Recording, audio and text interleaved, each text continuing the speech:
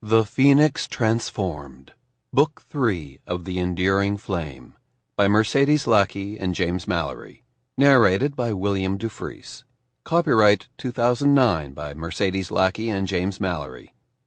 This unabridged audiobook is published by arrangement with Mercedes Lackey, James Mallory, and Scoville Galen Gauche Literary Agency, Inc., and was produced in the year 2009 by Tantor Media, Incorporated, which holds the copyright thereto.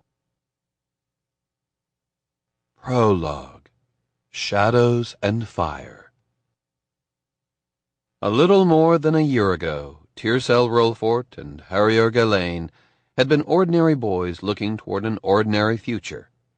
Harrier had been ready to embark upon the apprenticeship that would eventually lead him to succeeding his father as harbour-master at Armathalia Port, and Tiercel, like most of his age-mates, would be attending Armathalia University before taking his place in the thriving bureaucracy of the 9 cities.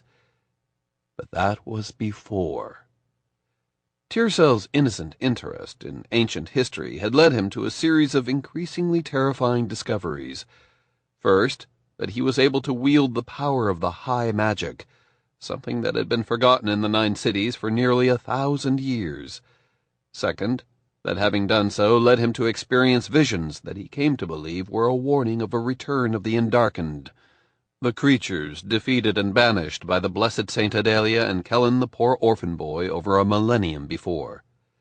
And third, that nobody believed him, even his best friend. Desperate to find someone who would believe his warning, or at least to put an end to his visions, which Tiercel was convinced were meant for someone else, Tiercel went in search of a wild mage, and even though Harrier found it hard to accept the reality of what Tiercel was telling him, he had no intention of allowing his best friend to go off on a quest like that all by himself. Their search took them to the Elven lands, where they were told that not only had the visions indeed been meant for Tiercel, but that the elves believed that the light had chosen Tiercel to destroy this new manifestation of the dark, and felt that he must choose his own path to doing so, without their assistance. But neither the elves nor the light meant to leave Tiercel entirely helpless.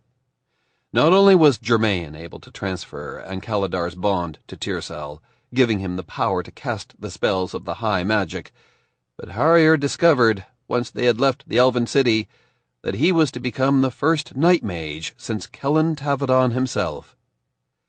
Their search for the mysterious lake of fire that Tiercel had seen in his visions led them out of the Sample complete.